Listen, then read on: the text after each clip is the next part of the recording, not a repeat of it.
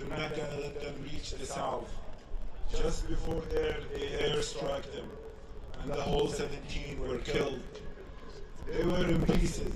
They were collected, flesh by flesh, and limb by limb. Ruba lost her entire family. Lost my brother, who was her beloved husband, her family. She has been displaced since then 7 times, from house to house.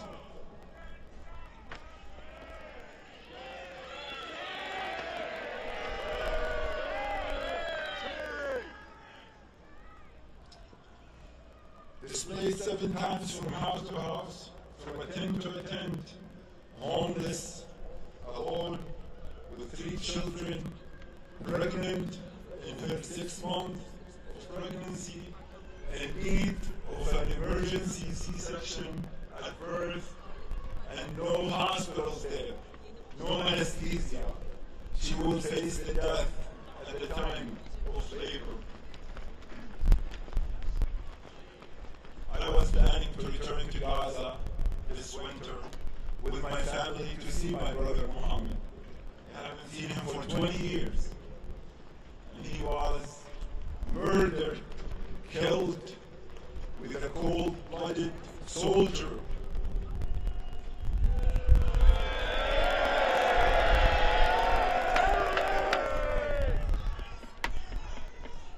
And the worst is I paid for that bullet that killed my brother with my money taxes dollar that I pay every year.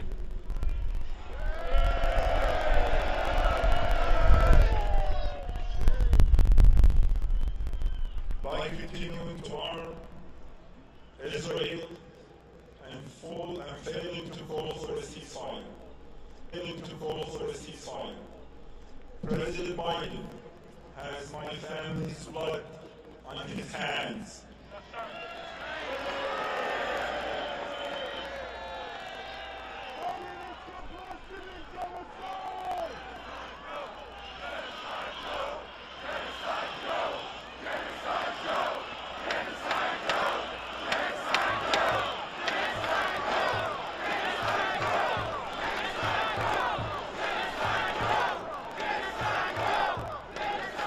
We demand that Biden administration and Congress call for an immediate and permanent ceasefire. We demand that they stop sending weapons to Israel to kill our beloved one. And we call on all of you to stand with us and hold our government accountable so our children can grow up and our families can live. Thank you, and assalamu alaikum wa rahmatullahi wa barakatuh.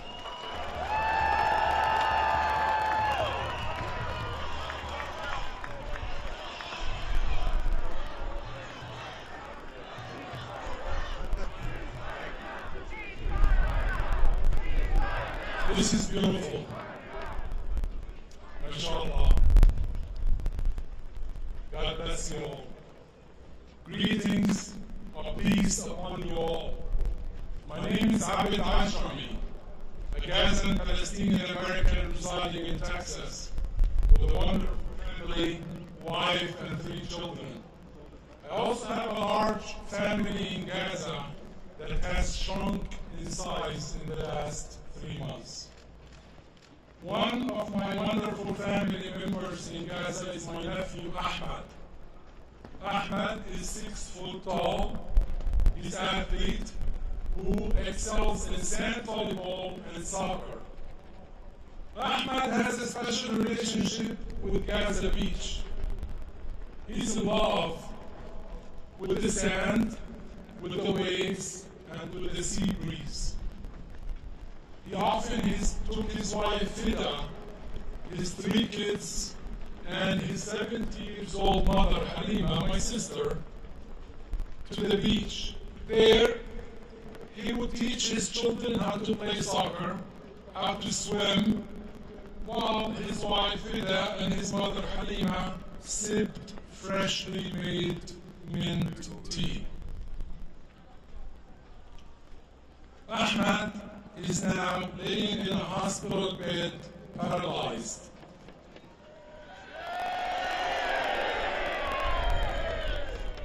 He is paralyzed from the waist down due to the Israeli indiscriminate bombing.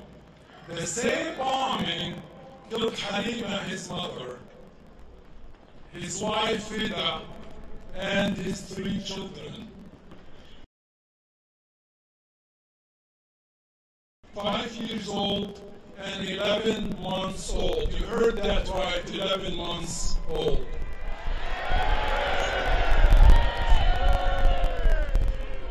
To add insult to the injury, Ahmad couldn't get the necessary medical care for the wound of his abdomen,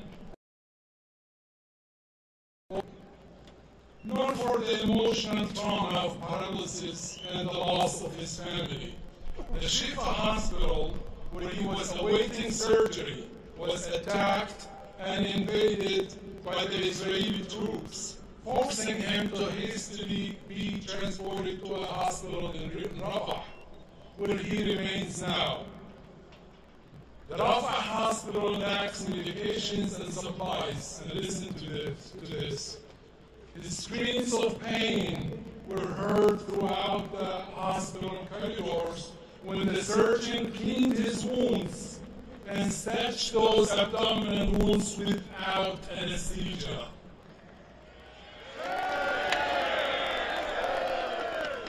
Ahmad knows he can never walk again.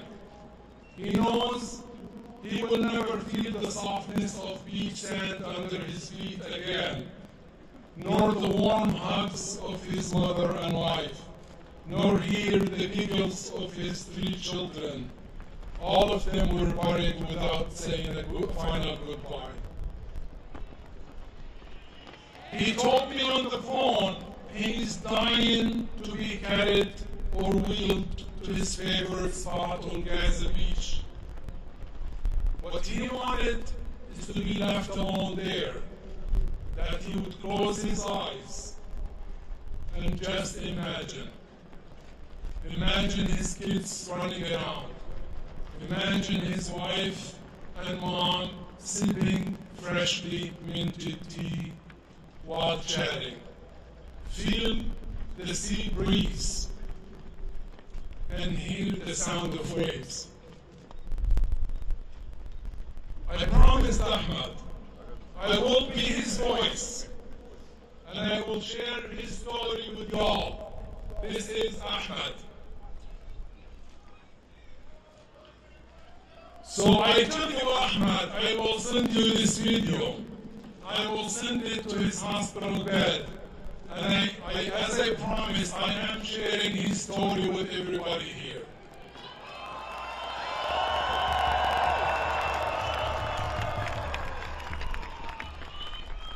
I also promised him that someday I will take him to his favorite spot on Gaza Beach. With both of us, would close our eyes, feel the sea breeze, listen to the waves, and imagine that the dead are alive, and peace has prevailed, and Palestine is free.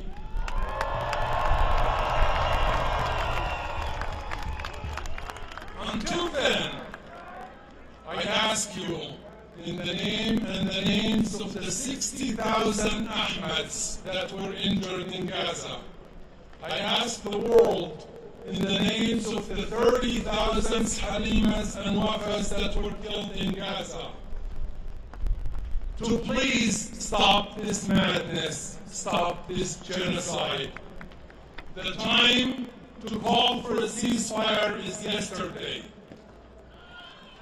And we are here today, and we demand an immediate and permanent ceasefire. Ceasefire now!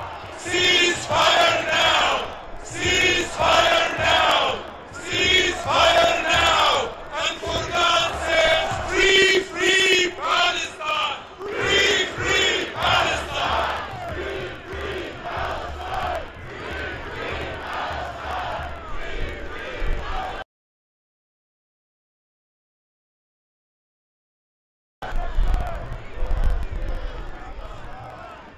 Assalamu alaikum, DC.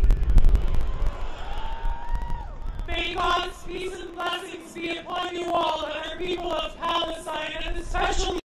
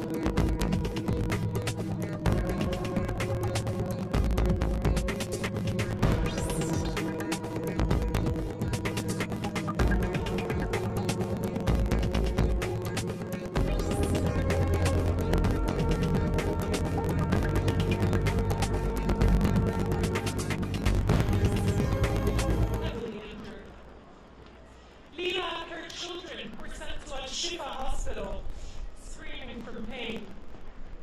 During an emergency C-section that was performed on Lina, she was without anesthesia. Lina had discovered that her long-awaited 6-month-old fetus son that Ahmed never got to see was killed as a result of the injuries that she had sustained from the blast. In fact, doctors found shards and fragments from the explosions piercing all the way down into her uterus.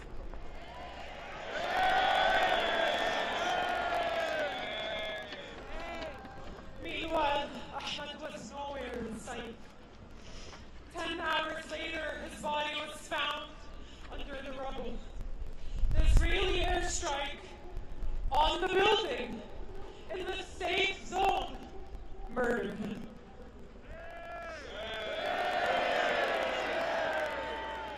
But that's not all. Ahmed was one of over 36 and counting, since we have absolutely no way to connect with our families in the north. They were all buried under the rubble within that month. Those who survived from my family and those that I continue to stay in communication with as much as we can also endure the daily torture. Israeli soldiers abducted another one of my cousins and his family at gunpoint, stripped them down naked, and brutally tortured them and humiliated them as they fled south to seek refuge from the violence in the north while they were walking down the humanitarian passages.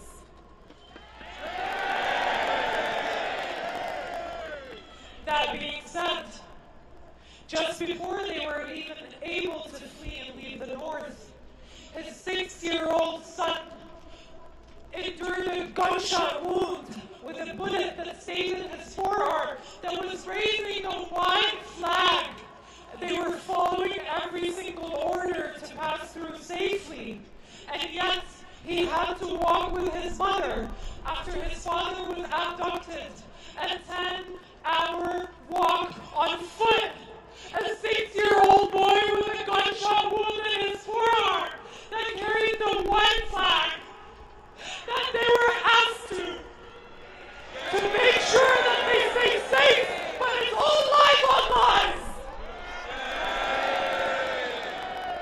I am here today, and I'm very honored to be standing in front of a crowd of people with conscience, with people who are ready to speak truth to power, and I'm here to say, no more. No more of our tax-paying dollars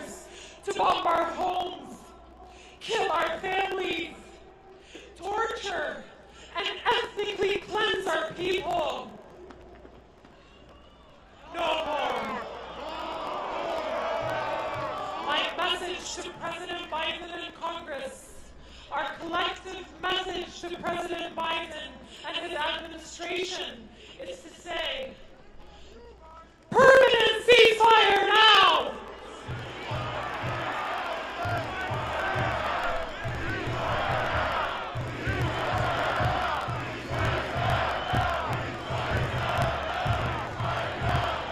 Ceasefire now! And no more weapons, no more military funding to Israel, no more! The people of Gaza are just like you and I.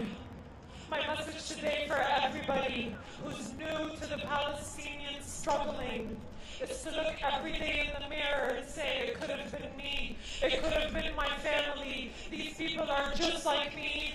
They deserve to live without humiliation, without the constant threat of bombardment, without the constant threat of a deliberate and intentional starvation on the grounds of Gaza, and finally without the constant threat of their bodies being ripped apart to pieces on their last day on earth.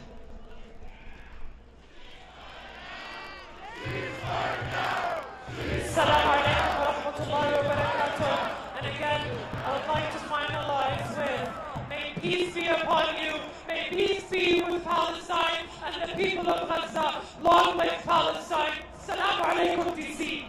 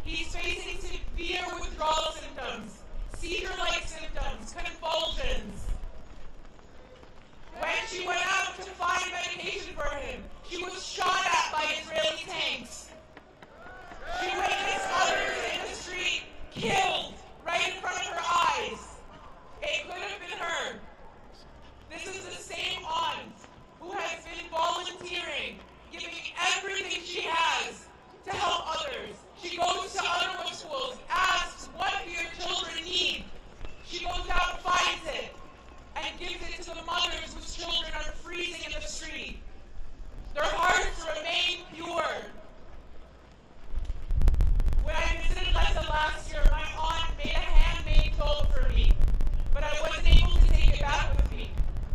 When my grandparents evacuated just a couple of days ago, they faced severe hardship at the Maba in Rafah. And still, even in the 18-hour ordeal of trying to get 2 elderly people out, my aunt remembered to send my toll with my grandparents. She told me if I can't make it out of Gaza alive, at least the toll can make it out alive. And you will have something to remember me by. She's preparing me for her death.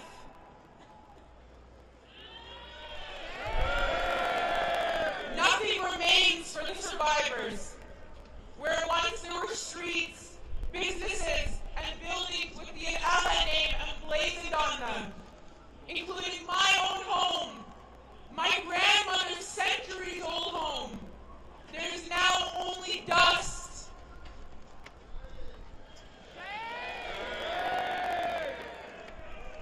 For the sake of the surviving members of my family, desperately clinging to life, we need an immediate and permanent ceasefire now!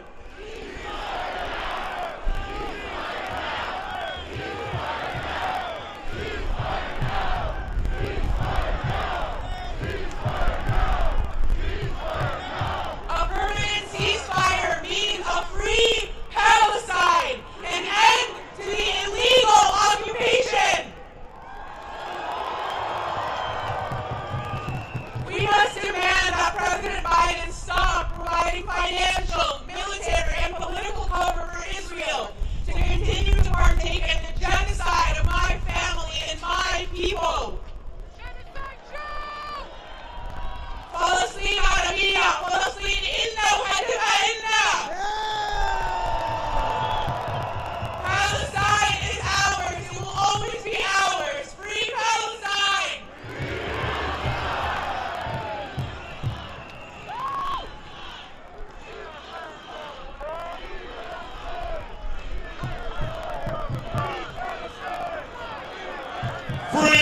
Free Palestine! Free Palestine! Thank you all for coming out. As we begin today, we will be instructing people who are ready to pray Salat al-Dhuhr and Salat al-Asr. We will be praying on that street over there to stage left. Salat al-Jama'ah will be to stage left.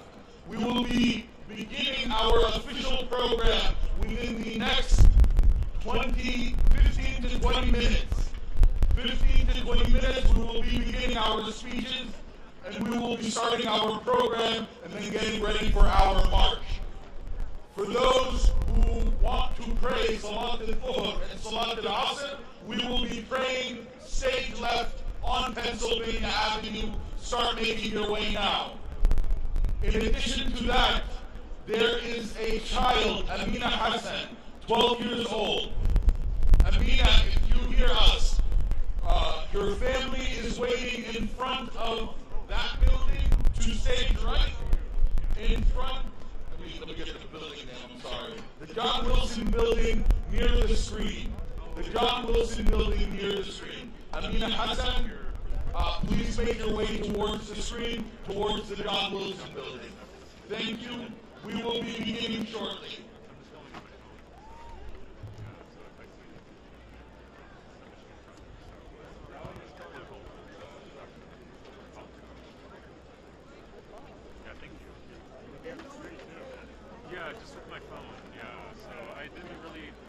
For everyone asking, the program will begin at 1:30. 1:30. So please make your way to stage left to pray, and we will be beginning afterwards.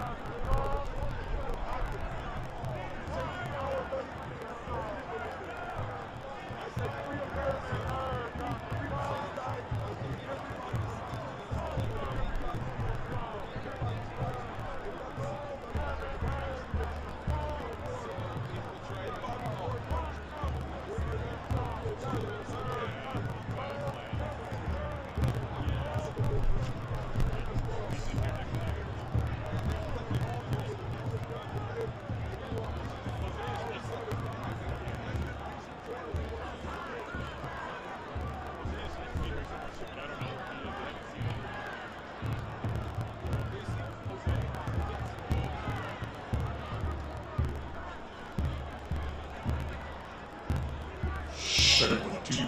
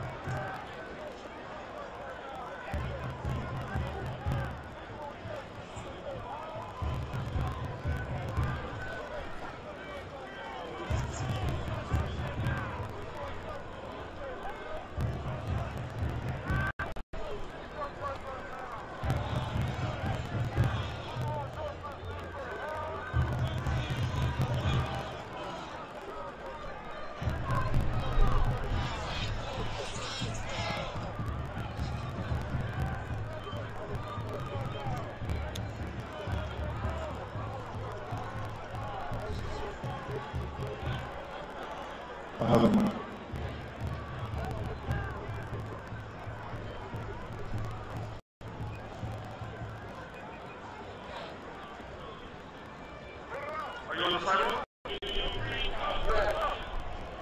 I just concentrate to the crowd coming through.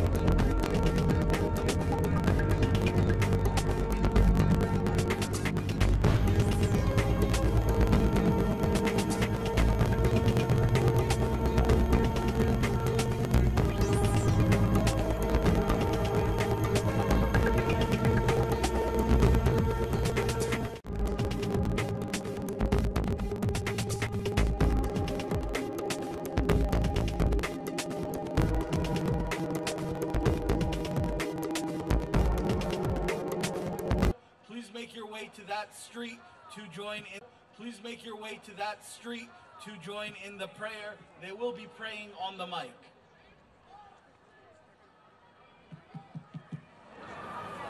Assalamu alaikum.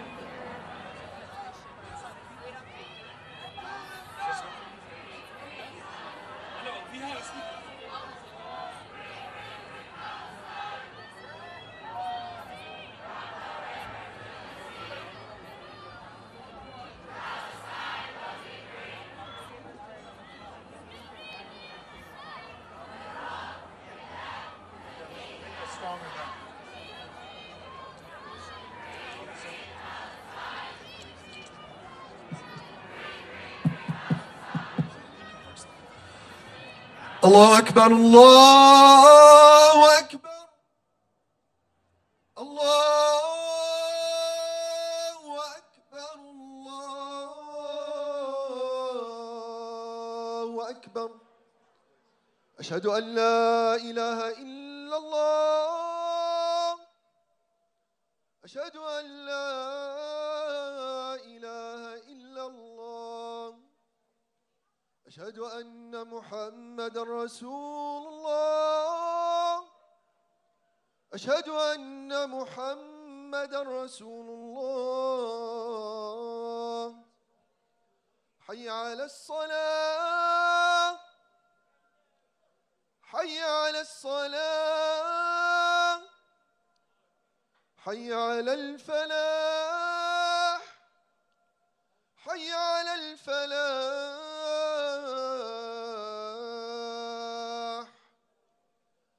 الله أكبر الله أكبر لا إله إلا الله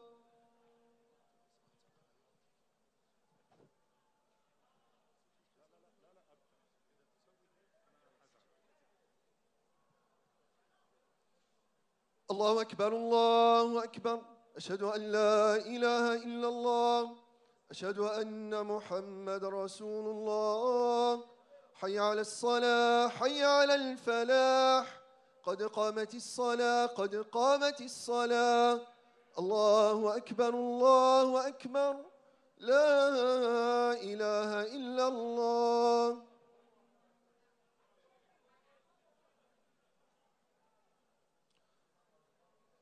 Inshallah, we will be praying 2 rak'ahs and 2 rak'ahs. All of you who are local, continue after the Dhuhr prayer, prayer 4. All of you who are traveling will be praying 2 and 2.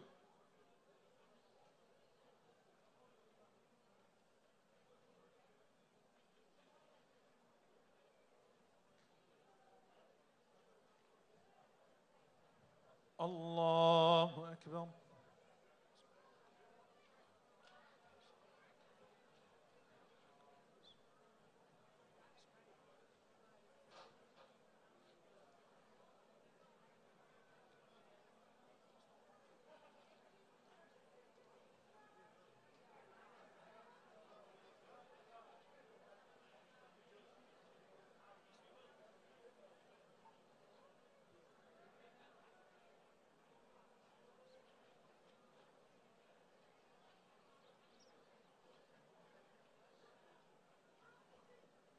Allah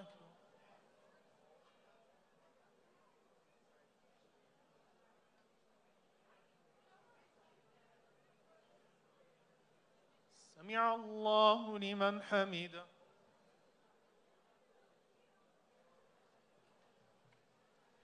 الله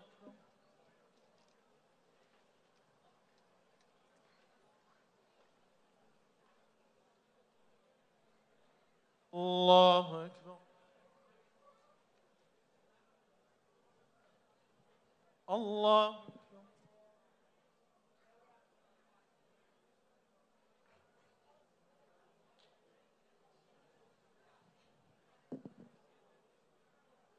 الله أكبر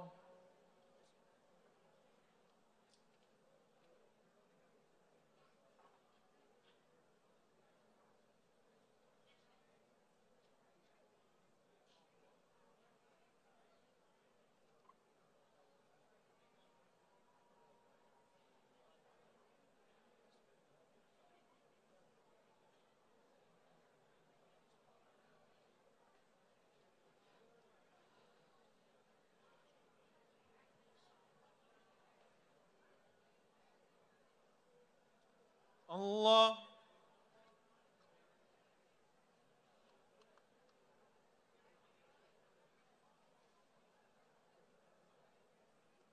سمع الله لمن حمده.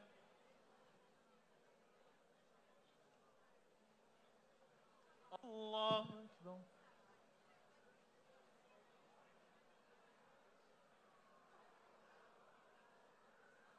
الله أكبر.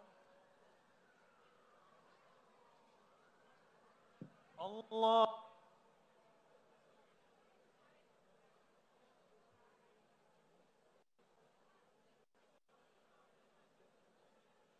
الله أكبر.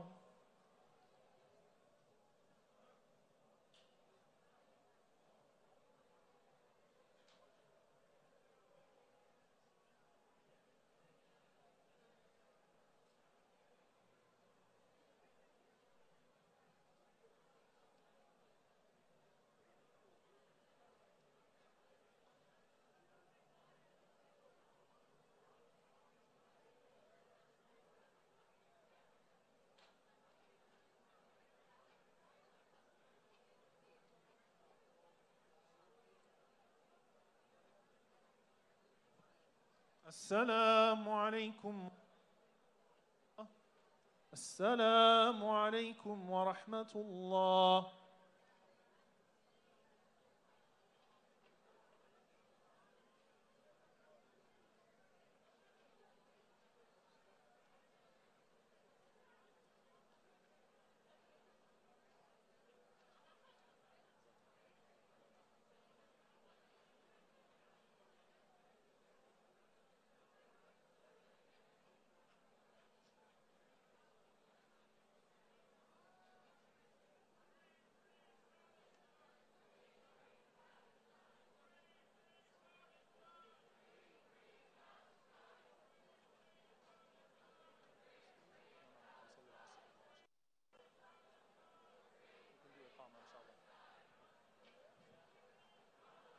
الله أكبر الله أكبر. أشهد أن لا إله إلا الله. أشهد أن محمدا رسول الله. حي على الصلاة حي على الفلاح.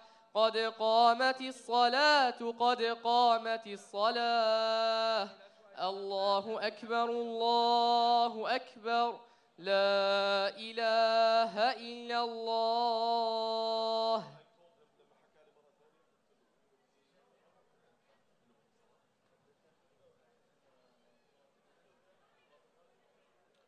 Going to be praying the Asr prayer now. For those that are traveling, we'll be praying the Asr prayer.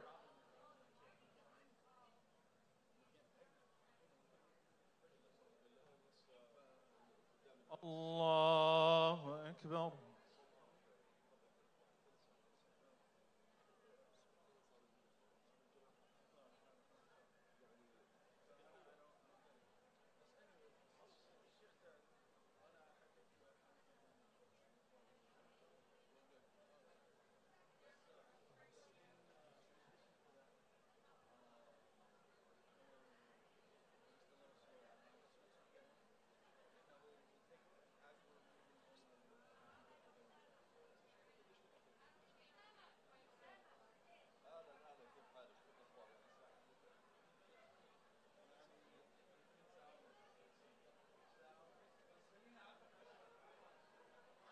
Allah.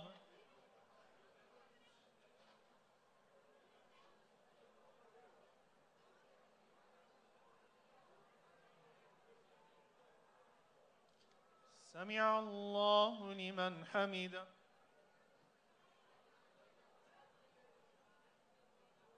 الله أكبر.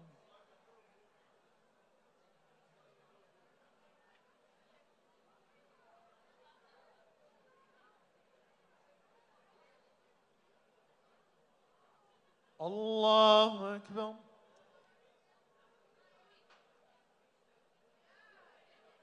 الله.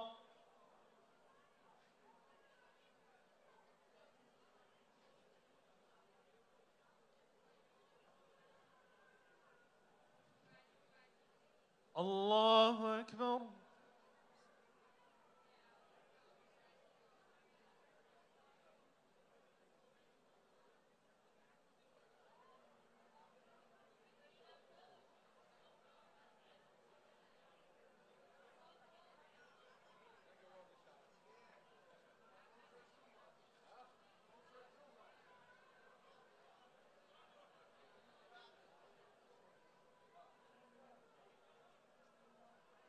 Allah.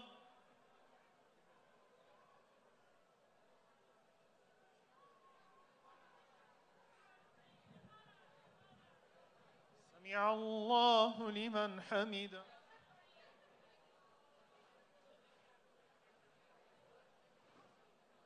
الله أكبر.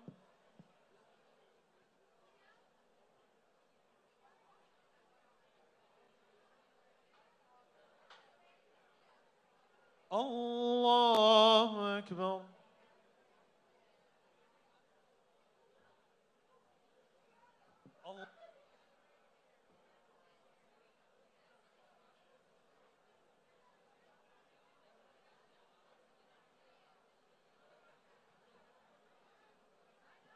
الله أكبر.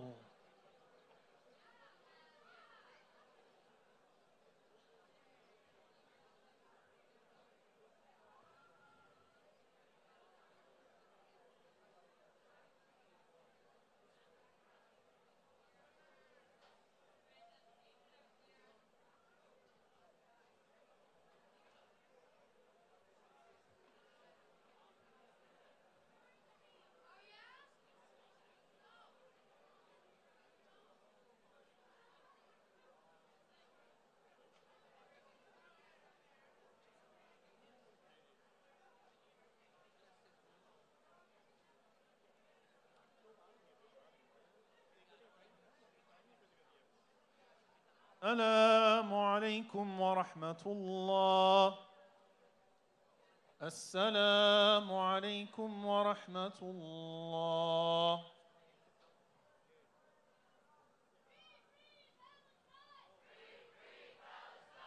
Free, free Palestine!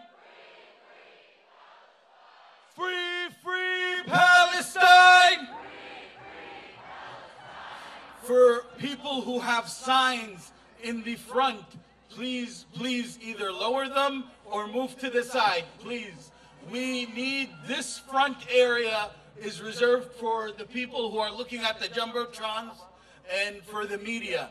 If you guys put up your signs, people who need ASL services, people who are trying to get a clear view down the block are not going to be able to see. So we request, please, don't put up any signs in the vicinity of the press, please. And same goes for any flags. If you want to hold your flag, please move to the side streets. You'll be able to do it there. Free, free Palestine! Free, free Palestine! 1, 2, 3, 4! Occupation no more! 1, 2, 3, 4! Occupation no more! 5, 6, 7, 8! Gaza we will liberate! 5, 6, 7, 8! Gaza we will liberate! Free, free Palestine!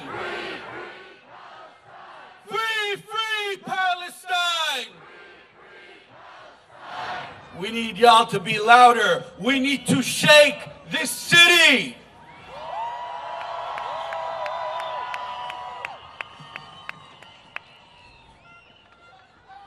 Biden, you're a liar. Biden, you're a liar. We demand a ceasefire. We demand a ceasefire. Biden, you're a liar. We demand a ceasefire. Free, free Palestine. Free, free Palestine. Bloody Blinken Genocide Joe. Bloody Blinken Genocide Joe!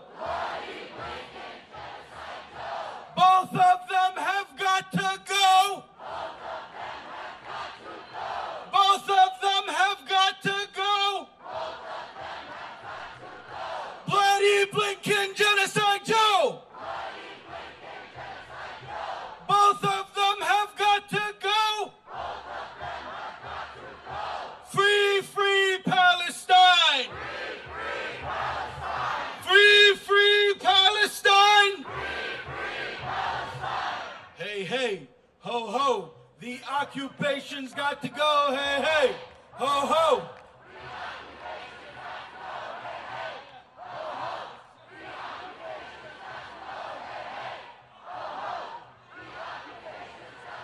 Hey, hey, ho, ho, the occupation's got to go, hey, hey. Hey, hey, ho, ho.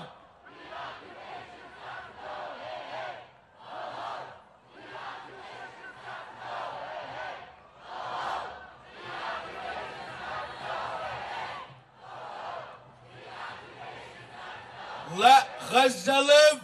Let Gaza live! Let Gaza live! Let Gaza live! Let Gaza live! Let Gaza live! Let Gaza live! Let Gaza live! Let Gaza live! Let Gaza live!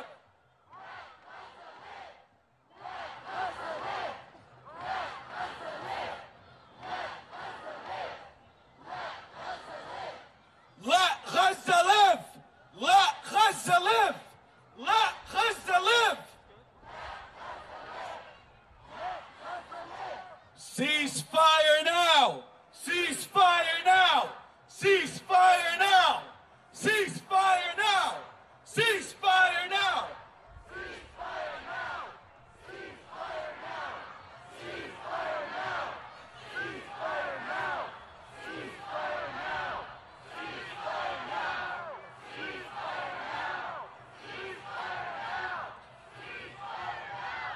Assalamu alaikum wa rahmatullahi wa barakatuh. Peace be upon you, DC, and everybody from all over the country. Thank you so much for joining us here today.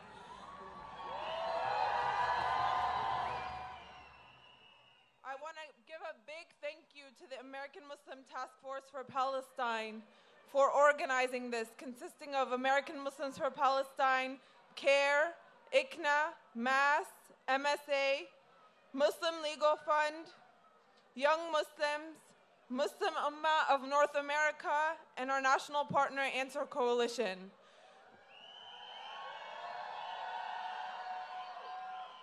My name is Aya Ziyada, and I am proud to serve as the Advocacy Director for American Muslims for Palestine. Today our hearts are heavy with the weight of a grim reality that has persisted for what now marks 100 days of a brutal genocide in Gaza at the hands of Israel by our tax dollars. The world finds itself at a crucial juncture, shocked and horrified by a path chosen by some, such as our own government. It's a path paved with silence and neglect, as over 23,000 Palestinians have been murdered and over 50,000 injured. The apartheid state has made 90% of Gaza unlivable, displacing 1.8 million Palestinians and creating a humanitarian crisis. 100 days in, and Genocide Joe and most of our government are refusing to call for a ceasefire, and instead they're acting as accomplices.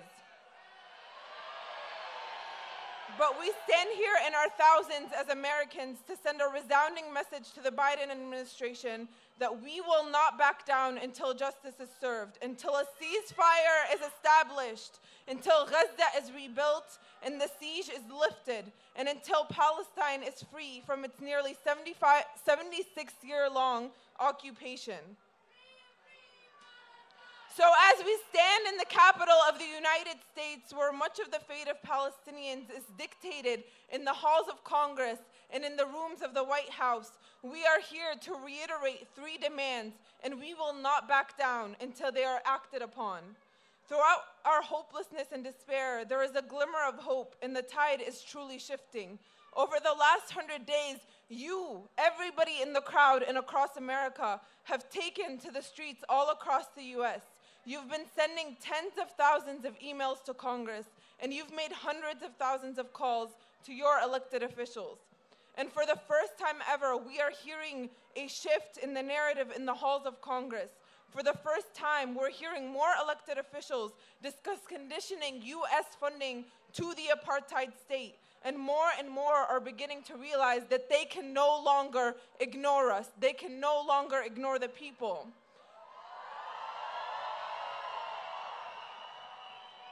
With that, we call on President Biden, his administration, and Congress to number one, demand an immediate and permanent ceasefire. Two, unconditional US funding to Israel, and hold Israel accountable for their war crimes. The urgency of now cannot be overstated. The future is being shaped by our actions or lack thereof. History teaches us that delay can and will be our greatest downfall. The sands of time will wait for nobody. So join me in continuing to make this call today and every day until Gaza and all of Palestine is liberated. I will be your MC for today's program alongside my colleague Muhammad Habba. Without further ado, I'd like to introduce Imam Sami Zahrana, who is the Imam of MFC Maryland, and he's from Gaza, to recite some Quran for us.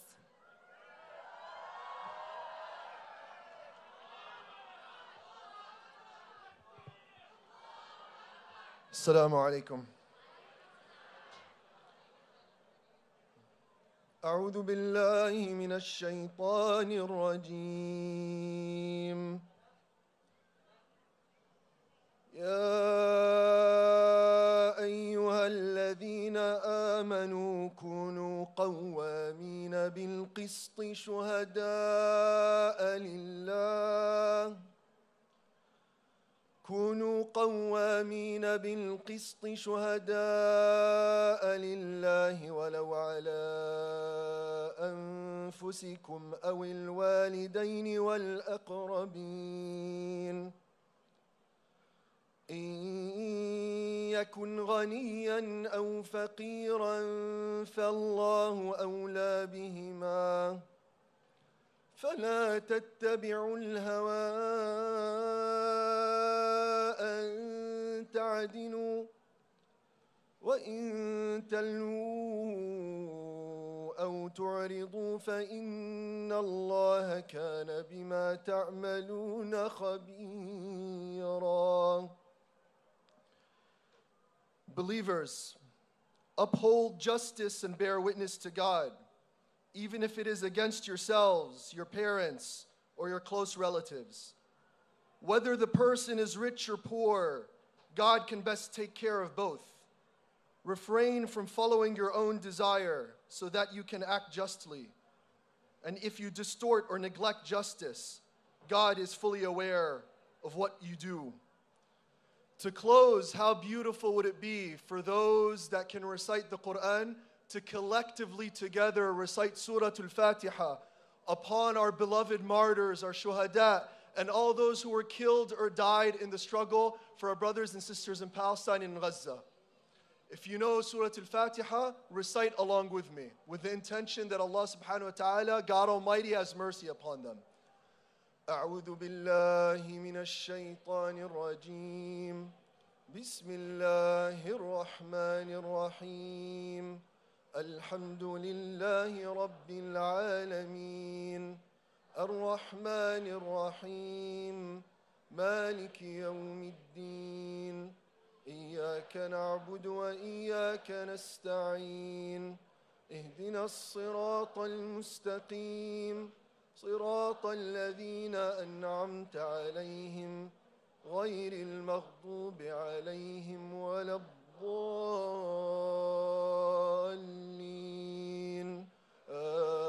آمين. السلام عليكم ورحمة الله وبركاته.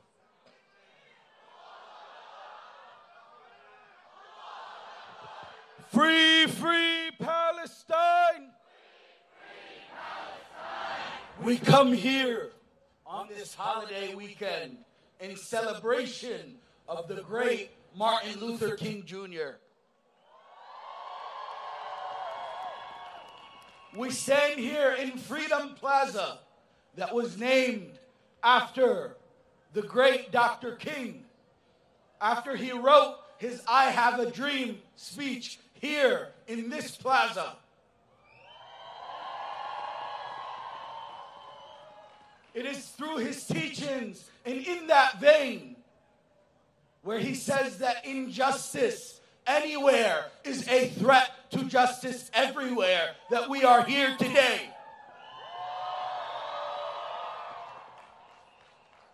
When we as Americans stand against the crimes of our government, these are the streets we protest on.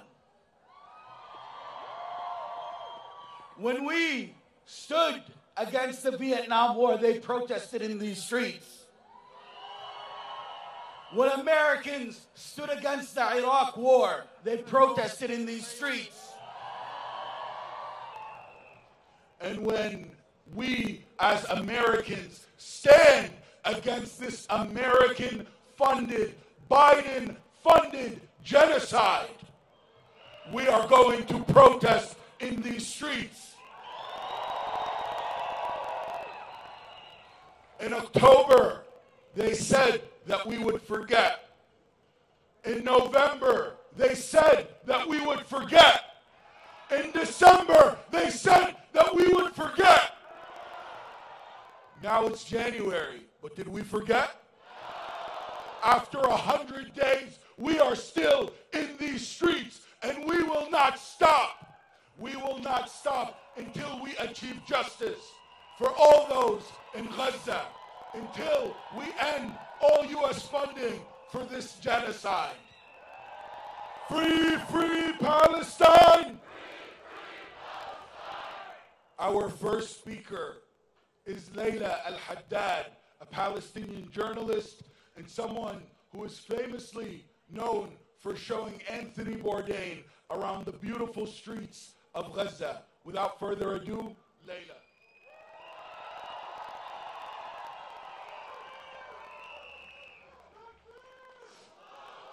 Assalamu alaikum wa rahmatullah again. As a writer and speaker, words are my currency. And yet lately I've been finding myself struggling to find those words to meaningfully encompass the depth of my sorrow and my horror and my disbelief in witnessing my homeland's destruction and the murder of over 100 of my family members. I struggle to find the words to convey the everyday realities my family and my people are enduring. Recently, I came across a post by a friend of mine and a fellow writer in Gaza called Iman Bashir, who said, "I was deceived by how powerful words can be. But what I know for sure is that I stopped saying goodnight to my children, and instead I say to them, stay alive." Iman is a Gazan mother just like I am, and her words capture the crushing, intimate, daily conversation going through the minds of our families right now. Her words pose a challenge to us all. Will we sit idly by as this mother bids farewell to her children every night as though it was their last? We must continue to demonstrate to all the people of Gaza that as we mourn the horrific, intimate details and decisions that they are forced to grapple with every day, we refuse to accept the premise and the normalization of that reality. And we are forcing a change. We must keep fighting until we see a ceasefire. We must keep fighting until we see a free Palestine. And we must keep fighting until Iman's stay alives turn back into good nights once again. We must pray for the dead and fight like hell for the living. I want to hand it over now to a young person. As you know, young people have been disproportionately affected in this genocide on Gaza. She happens to be my daughter. and she is going to read a piece of spoken word that she wrote called Breaking News. Thank you very much. Free, free Palestine! Breaking news. 5 Israelis killed. But of course it's us they accuse. Like over the years we haven't been abused and our land used. You announce Gaza terrorist attack. But when it comes to the murder of Palestinians, your facts are all whack. And excuse me, Sir Biden, may I just say, Palestinians are owed their land and are there to stay, unlike you, who the Israeli army finds easy to persuade. So don't go sending aid to an army that loves to invade, blockade, and then persuade the media that they are right. And dear America, how can you just sit and watch this terrible sight that has families staying up the night? Or is it because these pharaohs of today have you full of fright, even though inside you, you know what's right? Dear media, why must we show you the kids who die, acting all sly? You cover up with your lies and constantly deny the amount of us killed. And yes, I said it, killed, bombed, burned, not dead or passed away or caught in a crossfire. Or is it that you enjoy portraying us as numbers? For I notice every time we are killed, you use this conflict like lumber to fuel your stories and then forget us like we're storage in your inventories. For every family we lose, you get a chance to write a one-sided statement for your average American to be amused. Dear humanity, wake up. This might be the last cause I can give to you. Only believe what is true and demand a stop to genocide and propaganda before it's too late and people believe Israel and the US got a clean slate.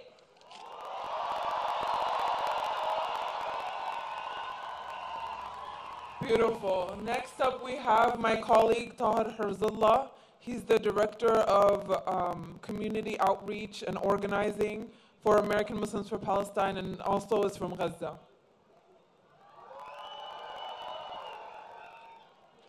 Gaza, Gaza, Gaza, Gaza, Gaza, Gaza, Gaza, Gaza.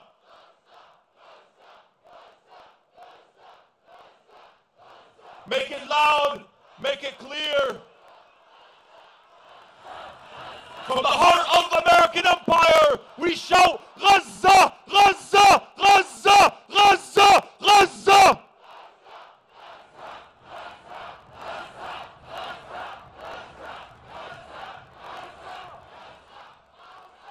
Who would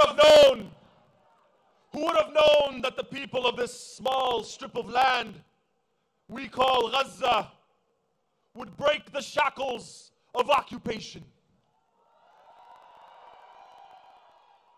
Who would have known that Beit Lahia, Beit Hanun, Sheikh Ridwan, Jabalia and Al-Shati, Dar al-Balah and Al-Shuja'iyya, Khan Yunis and Rafah would become known to the world as the places where the Zionist settler colonial project would unravel?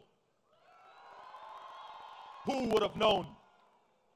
Who would have known that the people of Gaza would inspire a global uprising and an entire generation now more committed than ever to ending the hegemony that the global north enjoys?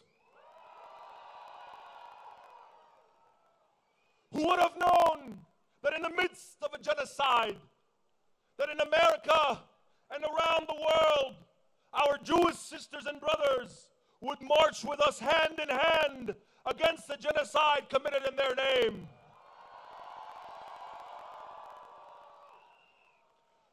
Who would have known that Gaza gives us clarity unlike any we've ever felt before? A clarity of vision that we no longer feel the reflexive need to appeal to the West and its racist institutions to provide us justice and restitution. Gaza has given us the clarity that allows us to finally see that only and only when the people of the global South rise together in unison with strength and resilience, that not a single force in the world can do anything to stop us. Who would have known that the mighty people of Yemen would challenge the empires of the world.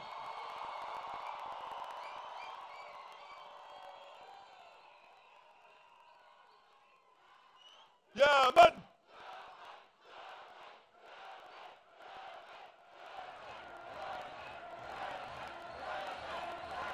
See, it is not lost on me that the response to this genocide in Gaza from people of conscience around the world has forced us to reckon with what Dr. Martin Luther King Jr. called the three evils of society. The evil of poverty, which is due to excessive materialism and capitalism. The evil of racism and the evil of militarism. Dr. Martin Luther Jr. himself said that America is the largest purveyor of violence in the world. I stand before you today as a proud son of Gaza, a proud son of Shuja'iyya, the graveyard of the occupiers. My family in Gaza has been killed, has been wounded, has been taken captive by occupying Israeli forces from their own homes, and has been displaced. But I'm standing here before you today to tell you and everyone in Gaza that we will never, ever give up on you. With every resource at our disposal, with every ounce of energy we have, with every breath we take and waking moment, we will fight. It is you, our beloved people of Gaza, that have shown us and people around the world what it means to stand like an iron wall in the face of an unrelenting, violent occupier. We get our strength from you. To my friend Ahmed Quta in northern Gaza, serving as a medical professional, saving lives, I tell you now that we will never give up on you. We will work day and night, rain or shine, to end this suffering permanently.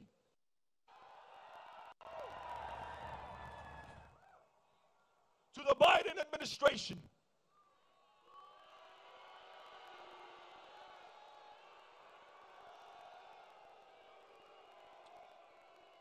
just know, Genocide Joe,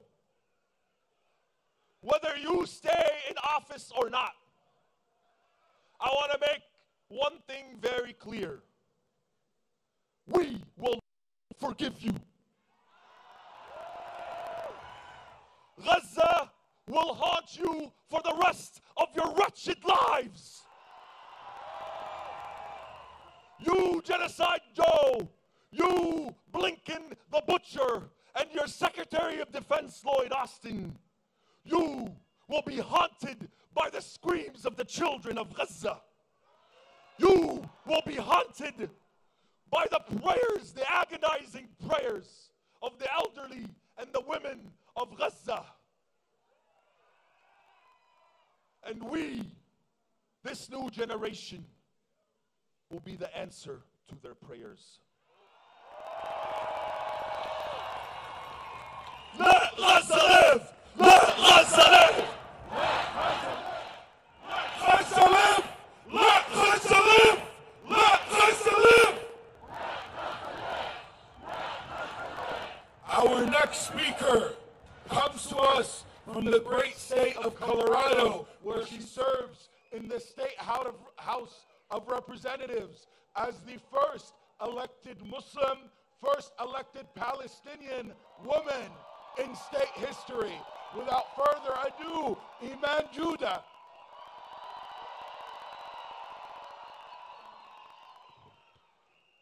Friends, I want you to look out because I can't see the end. We are just a drop in the bucket. Billions around the world are standing with us And that is the message we need to take to the halls of power.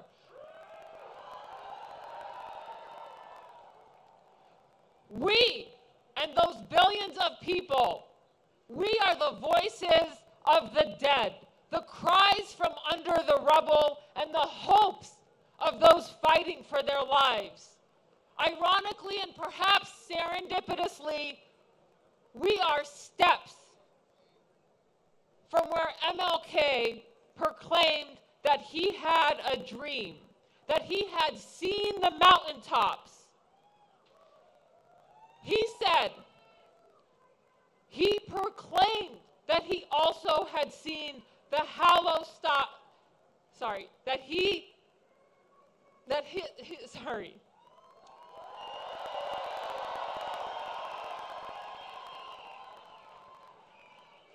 That's how big a deal this is.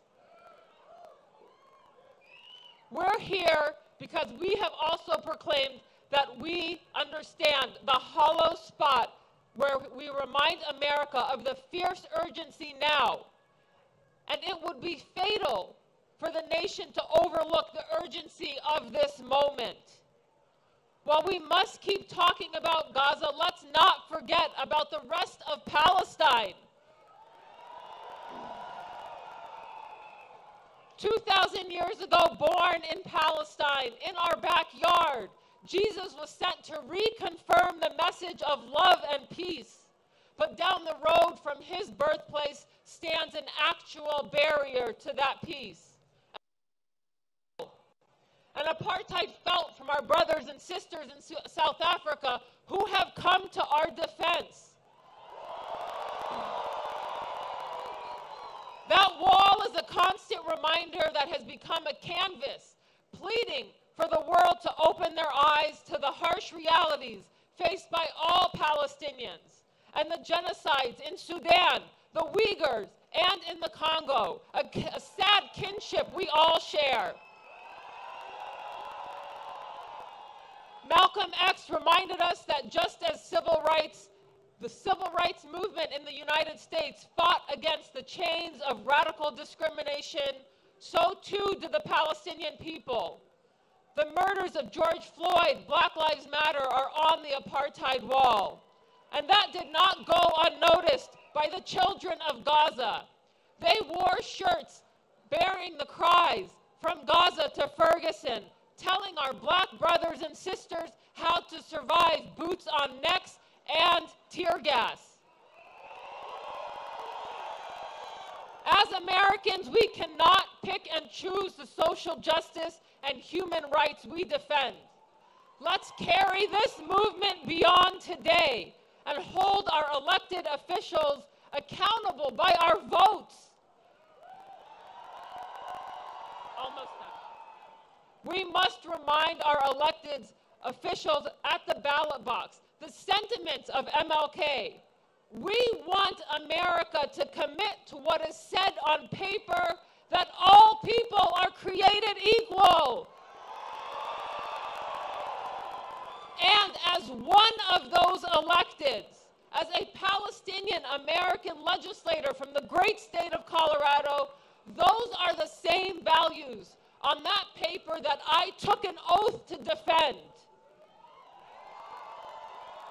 It should not be controversial to demand what is said on that paper, and it should not be controversial to extend those rights to the Palestinian people. As human beings and as voters, we throw down the shackles of an unjust past and present. Throw down the shackles and show up, vote, and support the policies for peace and justice. Let us march today with purpose and passion for Gaza, for Palestine, for the world to see that this is what the globe wants. Free Palestine!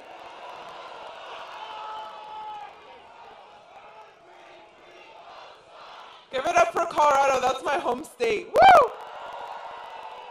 Next up, we have Brother Harun Rashid, who's the president of the Muslim Ummah of North America.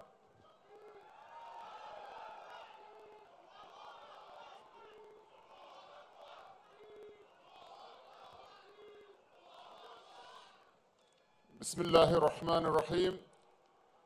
In the name of God, most merciful, most beneficent. Dear fellow Americans, brothers and sisters, Assalamu alaikum wa rahmatullah.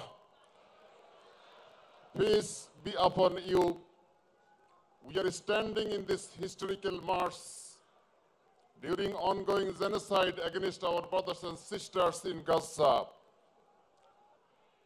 Israel government has been and is bombing hospitals, schools, shelters, churches, mosques, residential buildings, all forms of infrastructure, including UN facilities.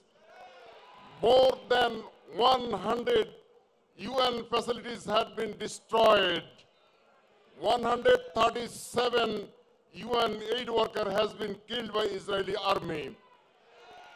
They are killing doctors, nurses, journalists, everyone, anyone, including UN officials. This indiscriminate bombardment, killing innocent civilians, children and women, it is collective punishment, hence it is war crime.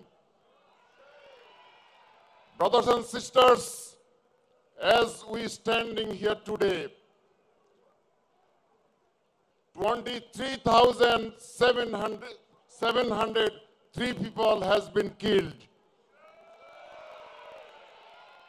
Some 7,000 human beings missing, probably they are under the rubble. Israeli government is using the massive explosive ordnance, unguided bomb, the most sophisticated nuclear weapon such as white phosphorus. Gaza is occupied territory by Israel since 1967. Israel blocked food, water, electricity, fuel, medical supplies, and communications. There are animals that are treated better than Palestinians. Nearly 2 million people, 85% population displaced from their home. Situation is horrific. There are humanitarian disasters in the Gaza.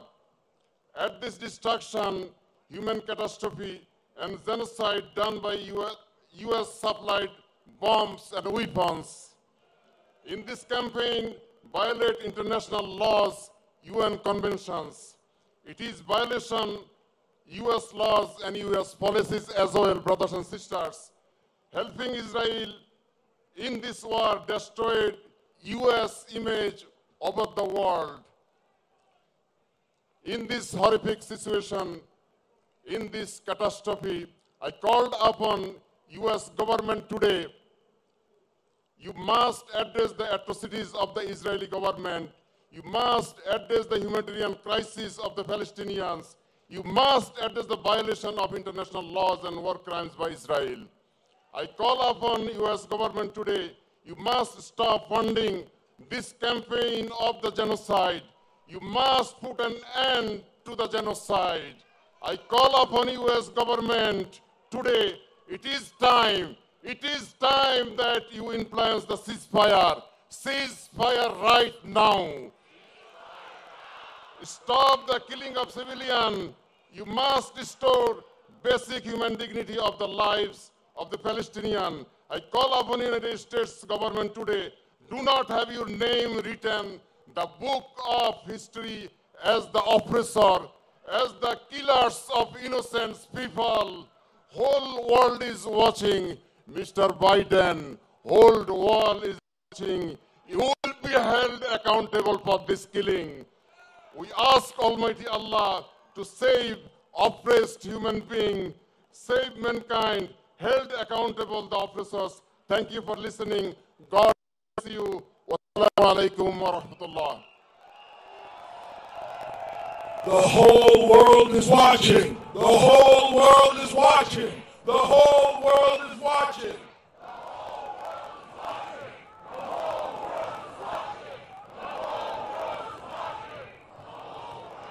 Are any of y'all cold? I'm not cold. I'm not cold. But for those who are, our next speaker is fiery enough that she's going to warm you all up. Our next speaker, an activist, a physician, and a longtime ally of the Palestinian movement, Dr. Jill Stein.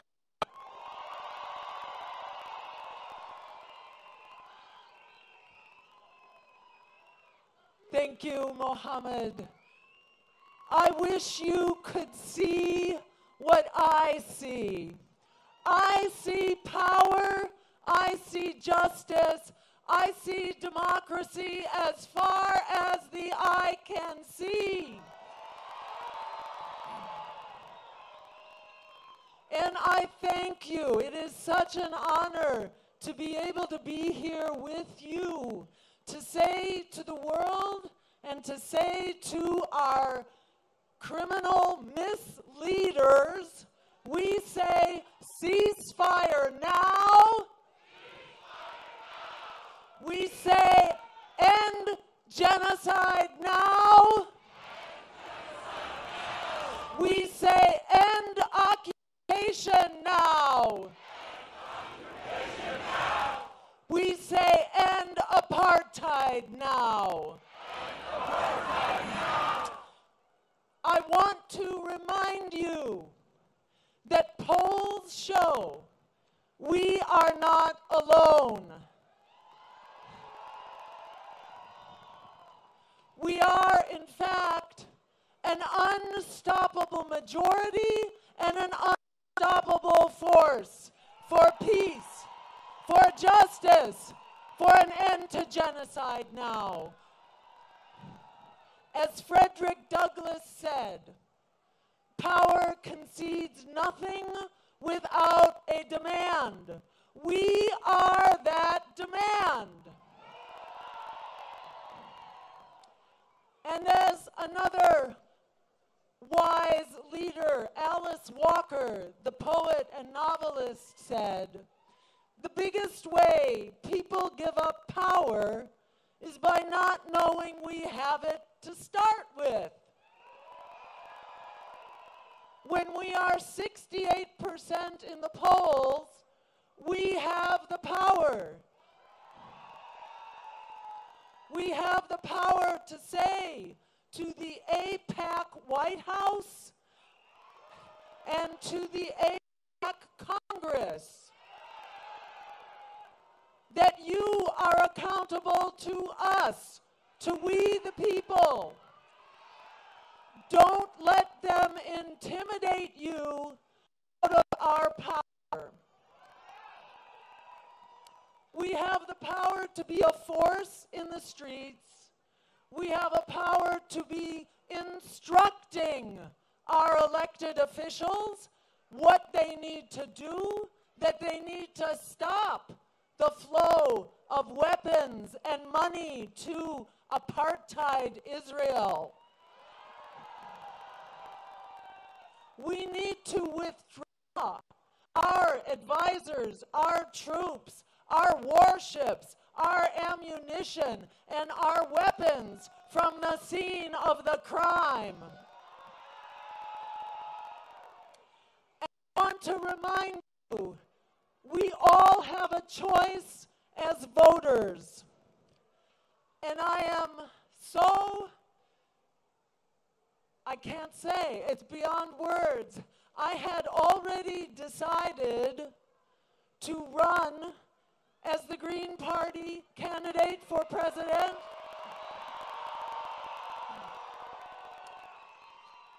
Before this genocide began.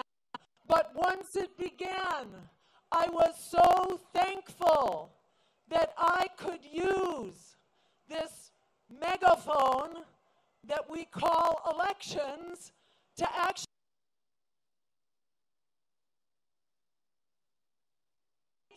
empire. You cannot do this. And we, the people, are changing course here and now. They want you to believe that you have no choice, but you actually have many choices. And there will be other speakers here today who are also a principled, inspired, and moral choice. You have that choice, and we need to assert our power right now. Don't wait. I urge you to sign this pledge to stop genocide through our votes. You can find us on the web. We'll be handing out the cards. This is a pledge to say we will not give our votes to any candidate who supports genocide. But we won't stop there, because they would love for us to be silent and just disappear.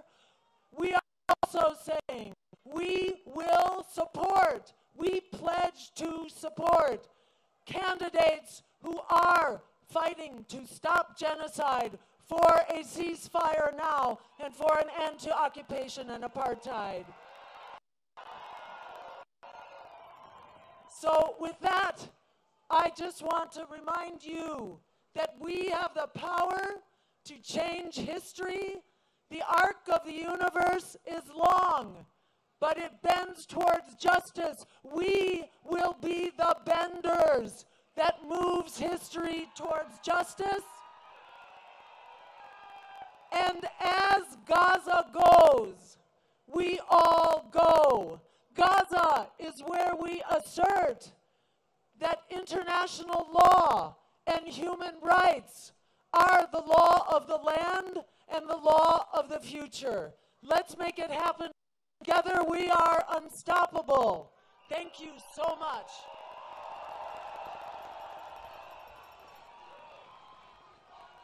Free, free Palestine! Free, free Palestine! Next, we have a short message from our friends at the Naturi Karta, who cannot be here with us today due to the Sabbath. With the help of the Almighty, I pray to the Almighty to bestow upon me His truth and wisdom, that I may be worthy of conveying His message, and so sanctify His name and bring peace to the world. Assalamu alaikum. This message is being pre-recorded because as Jews we are forbidden to speak in a microphone on the Shabbos Kodesh, on the Saturday, on the Sabbath. We want the world to know that because we are Jews, Torah, we are crying and hurting with the people of Gaza.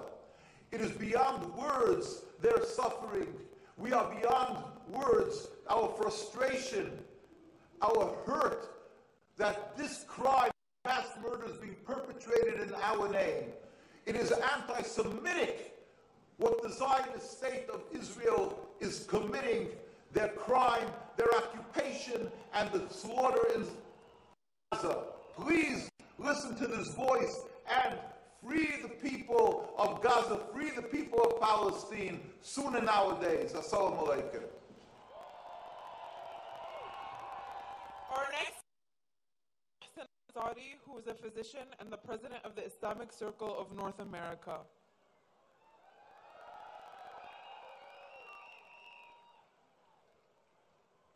أعوذ بالله من الشيطان الرجيم بسم الله الرحمن الرحيم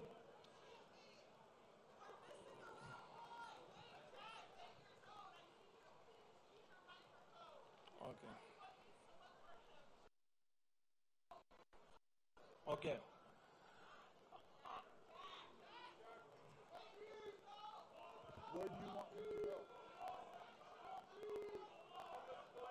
There is a little boy by the name of Jack wearing a blue coat, a blue puffer coat. He is 8 years old.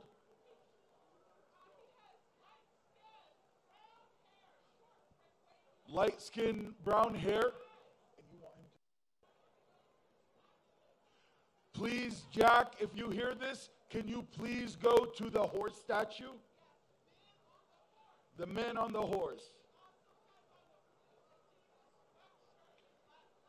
He has a blue Adidas sweatshirt and black gloves. Jack, if you hear this, please go to the statue of the black horse, of the horse in the back. It is in the back of, or the stage if that's what's closer. Please make your way. Your family is very worried. We need you as soon as possible.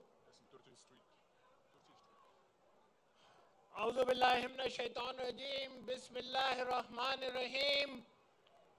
My fellow American citizens, I am wearing a white coat today. And this white coat is a symbol of something which has never happened on the face of the earth. I am a baby doctor. I am one of those doctors which take care of babies in incubators, in baby cribs. And whenever a baby has a low oxygen, all the doctors, all the medical staff, all the nurses, they get worried. They spend their nights and days to save one baby in the crib, to save one baby without oxygen. Mr. President and fellow Americans, what will you say to those who cut off the oxygen for 500 babies?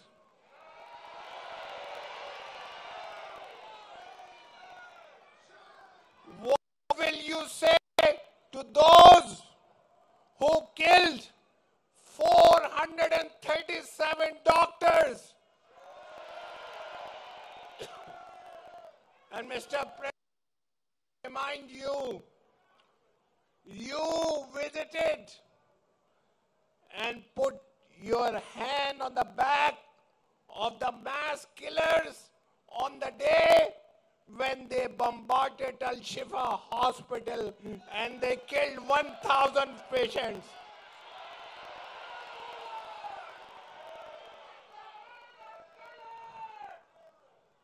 My dear fellow Americans, we stand here to tell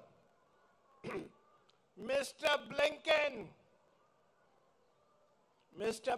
listen, we salute to South Africa. You said they are saying things which are meritless. No, they are on the side of justice. They are on the side of American people. They are on the side of 65% of Americans. You are the loser. You are the one who was alone and 150 nations were against you in UNO. You are making us unpopular in the world. You're taking the American position of leadership away from us. So before I leave, I will say three things. First, what 65% of Americans and all of us think here, immediate ceasefire. Ceasefire. Ceasefire! Ceasefire! Second, is stop giving us the lecture of morality. You like to have selective morality. your morality and justice is different for Ukraine and different for Gaza.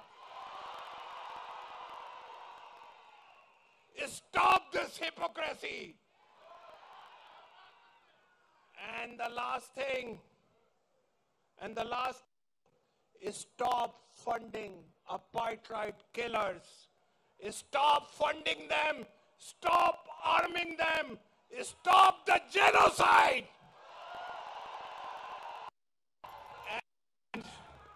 And Mr. Biden, Mr. Blinker, if you don't listen, get ready to pack your bag and leave the White House.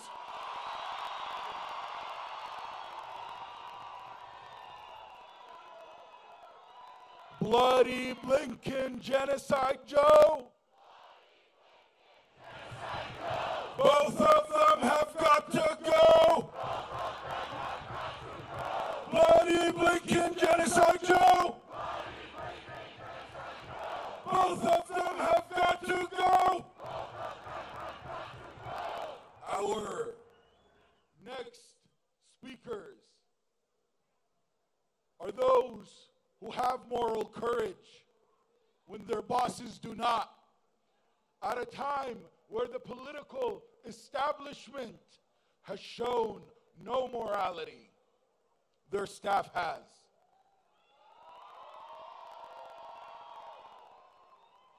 And it brings me great pleasure to introduce our from Congressional Staff for Ceasefire and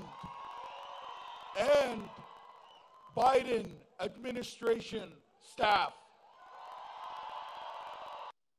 who will have their statement read by a man who has shown more moral courage than everyone in the White House and everyone in Congress combined. Josh Poll, the former State Department rep, who resigned over their stance on Gaza.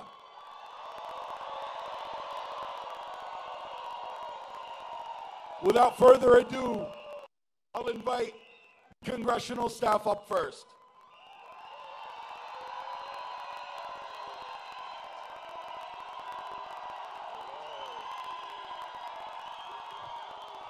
Hey everyone.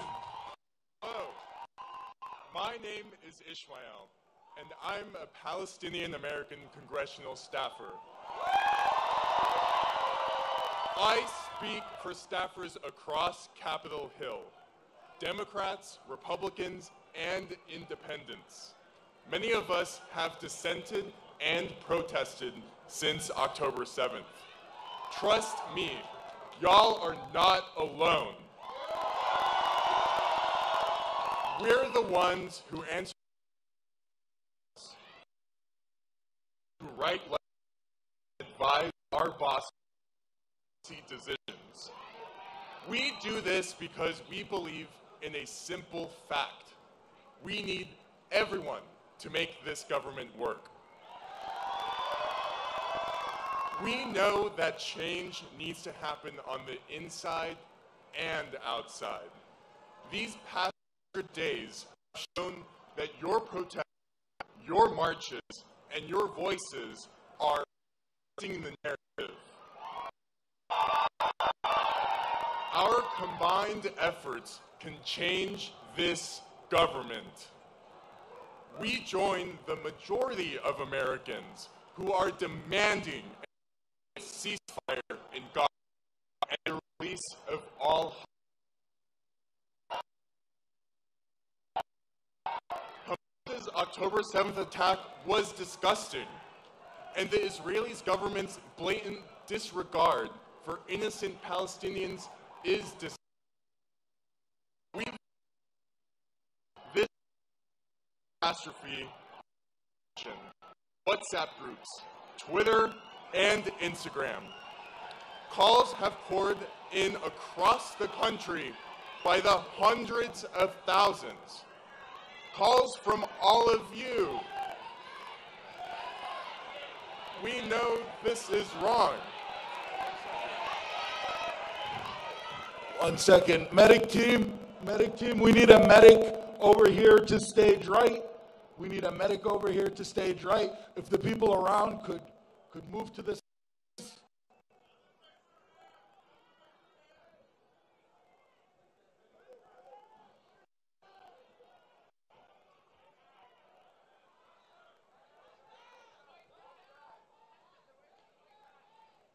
They're waving the right, a white rag, for a white bag, I'm sorry. The medic team, if you guys could make your way over, please.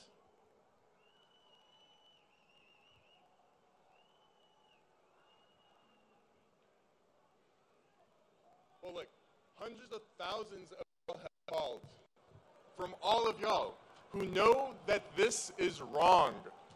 But the majority of our elected officials have remained silent as Palestinians die. Even many Democrats who care about fighting gun violence at home stay silent while Palestinians are killed by American-made and supplied weapons. At the end of the day, it's the members of Congress's name on the door. Our decision to dissent was not made lightly. We are here because you all have inspired us to speak up, to show solidarity, and to express our humanity.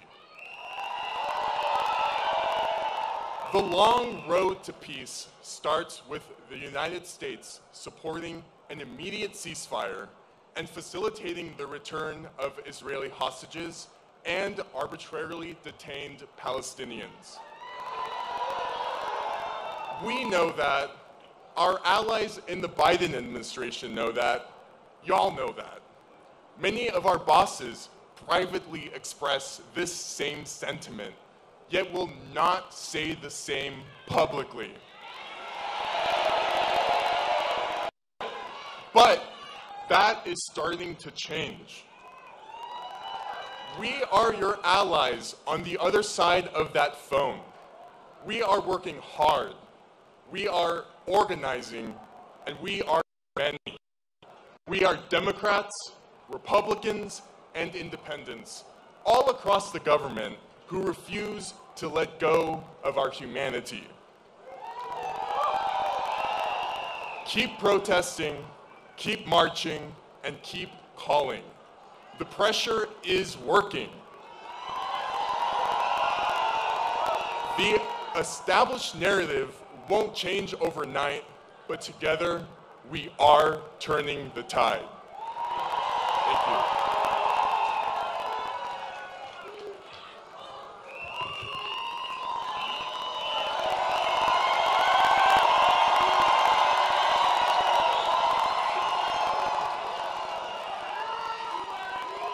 Thank you. Thank you. Thank you. No, the real heroes are in Gaza and in the West Bank. I've been asked to read a statement from US government employees, but before I do so, I just wanted to speak specifically to the Arab Americans, to the Muslim Americans, and to the Palestinian Americans among you today, to tell you from the bottom of my heart how important your voices are. You are gathered here today to demand a ceasefire, an end to war and an end to occupation. But more than demanding a change in policy, your presence here today and every day across America is a reminder of the values this country seems to have forgotten. A belief written into our founding documents that every human being on this earth is endowed with certain unalienable rights, including life, liberty, and the pursuit of happiness. For over 20 years, many in your community have been vilified, threatened, and silenced. You have been told that you do not belong here, that you are not welcome here, that you do not fit in here. Today, as we see, that could not be further from the truth. In an era of social atomization, you demonstrate the strength of community. In an era of politics divorced from accountability, you demonstrate the power of advocacy. In an era of censorship, you demonstrate courage. In an era of political enmity, you model human empathy. In an era of unfairness, you demand justice. And in an era where the world believes America has lost its credibility and its integrity, you embody our greatest values. You are the best of America, and I am humbled to be standing with you today as you raise your voices for the lives of Palestinians and for the soul of America. Our nation owes you far more than you will ever understand. On behalf of my former colleagues in government who share my concerns about the administration's approach to this conflict and the broader regional policy, I will now read the following statement on their behalf. We are the staffers of the Biden-Harris administration. We come from all walks of life, serving in the most diverse administration in US history. An administration that, in President Biden's own words, looks like America. As public servants, we believe we have a responsibility to serve the American people and challenge our nation to live up to our highest ideals. That is why we march today, to make clear that we will not stay silent about the atrocities that are continuing in Gaza. Over 800 of us have signed a letter to the President, Vice President, and Cabinet members demanding an immediate and permanent ceasefire and de-escalation. We were horrified by the brutal October 7th attacks on Israeli civilians and have been horrified by the disproportionate response by the Israeli government, which has indiscriminately killed thousands of innocent Palestinian civilians in Gaza and displaced over 1 million more. We have also seen an escalation of violence in the West Bank. In the last 3 months, Israeli forces have killed over 23,350 Palestinians, including more than 9,600 children. They have injured more than 59,400 Palestinians. More than 8,000 Palestinians are still missing under the rubble. We have seen refugee camps, hospitals, schools, and entire neighborhoods bombed. We have seen men and boys pulling dead men, women, and children from the rubble in sandals with their bare hands, guided only by the light from their cell phones. We have seen cruelty, harassment, humiliation, and degradation of many kinds. This is unacceptable. We join respected institutions like the United Nations and international human rights organizations in calling for an end to this mass human suffering, and we join them in support of South Africa's case before the International Court of Justice, alleging Israel violated the Genocide Convention. There must be an immediate end to this violence, and there must be accountability for the blatant human rights abuses and mass atrocities occurring in this region. We refuse to be silent as the majority of Americans and majority of the world are calling for a ceasefire. President Biden committed to bringing humanity to our foreign policy, and we remind him that all human lives matter equally and the protection of all human rights is unconditional. Our voices and the voices of the American public that we serve demand that this violence must stop, and for this reason, we demand President Biden and members of the cabinet to speak up, call for a permanent ceasefire, a release of all hostages, including the thousands of Palestinians arbitrarily detained by Israel, and an immediate de-escalation now. Both Israelis and Palestinians have the right to live with equal rights, safety, peace, and human dignity. The peace and safety for all across the Middle East is essential. The lives of millions of people hang in the balance, in Gaza, in Israel, in the West Bank, and across the region. Thank you. Ceasefire now. Ceasefire now. Ceasefire now. Ceasefire now.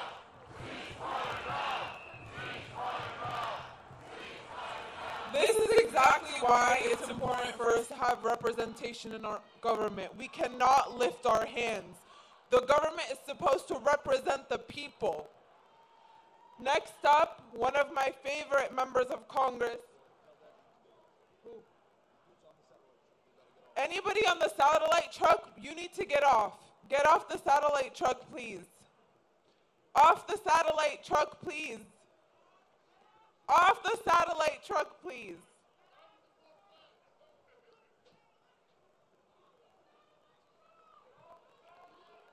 Okay, somebody will handle it. Next up, I'd like to introduce one of my favorite members of Congress, Congressman Andre Carson, who is 1 out of 3 Muslims serving in Congress and represents the 7th District of Indiana. Assalamu alaikum. That's my sister right there. She's a general. She's a warrior. She's a leader. Look at this crowd. This is what I'm talking about. When I see this crowd, I think about an election year. When I see this crowd, I think about what it means to leverage our voting bloc. When I see this crowd, I see a movement that says we will no longer allow you to come to our masjids, to come to our iftars, to make empty promises. And when we vote you in office, you vote against our interests. Enough is enough. What's happening in Gaza is wrong. It can be frustrating when some of our friends seem to be going on as usual. And as though the atrocities in Gaza aren't even happening, they're going on with their lives. But for those of us who love Palestine, we see the faces of distraught mothers in our dreams. We see the ashes of Palestinian children on social media and on TV. We see the carnage and death in a place that was once where family built their lives. 23,000 souls have lost their lives so far, and I'm afraid that that number will only grow. Now, it's human to feel anger and grief and even hopelessness. But today, we should be hopeful because I see power. For you are the movement that helped to achieve a temporary ceasefire. It was you. You are the voices that are pushing back on right-wing extremism and AIPAC funding. You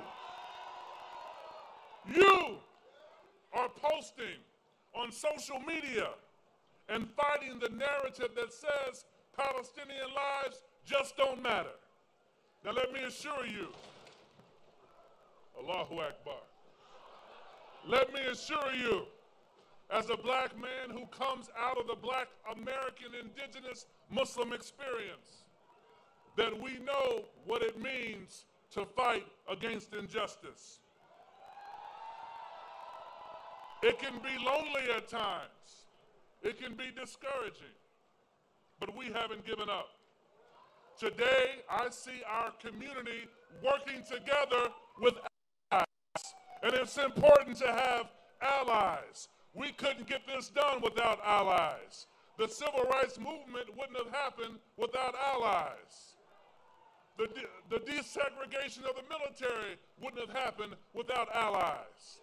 But we have to stay firm and not let anyone hijack our movement for their own personal gain. We have to move forward. We know that military aggression is not the answer. We know that we'll stay strong, but the world is eating out of the palm of our hands. And I don't want us to squander this moment being misled or doing silly stuff. There have been masjids who have organized all across this country in a way we've never seen. Let us use that same force to leverage our voting bloc.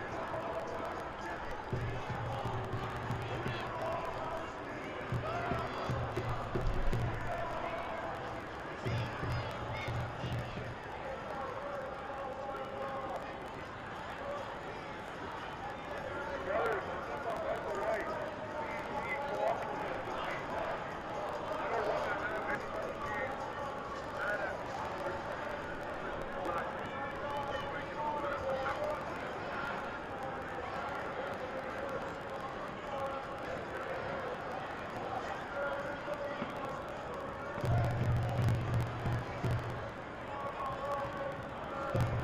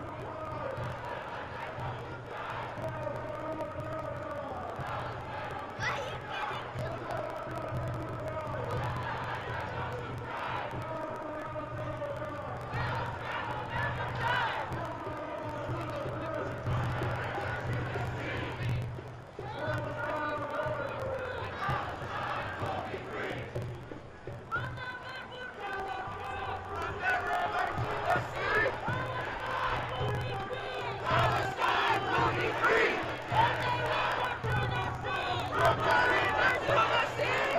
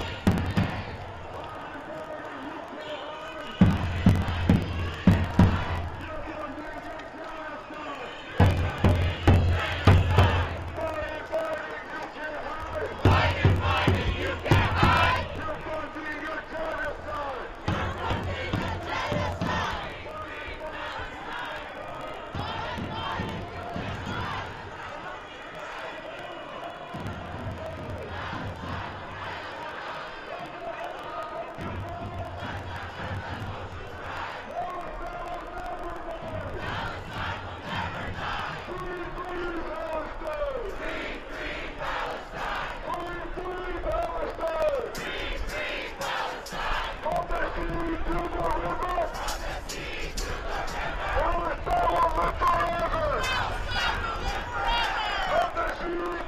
river.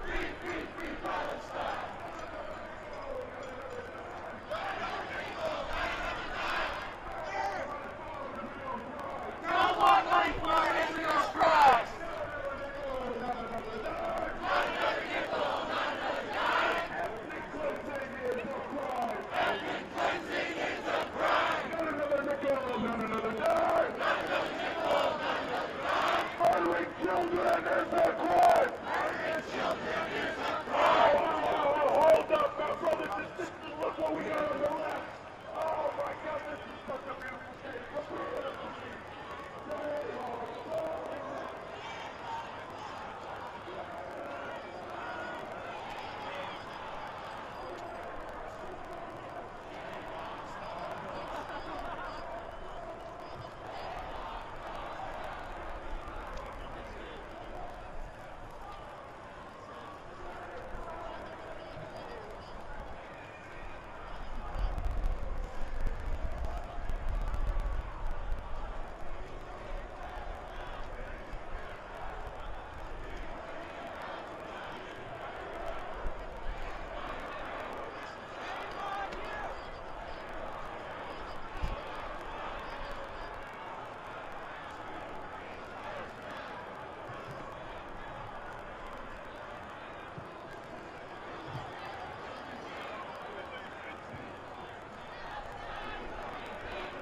Free Palestine!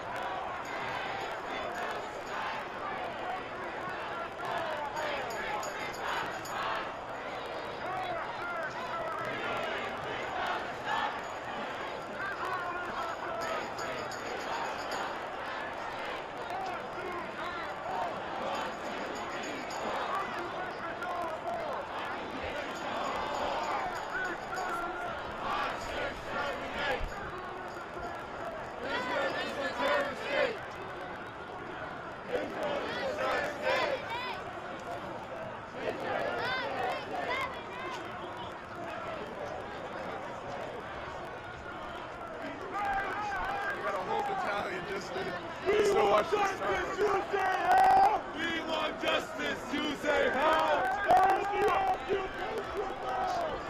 the occupation now!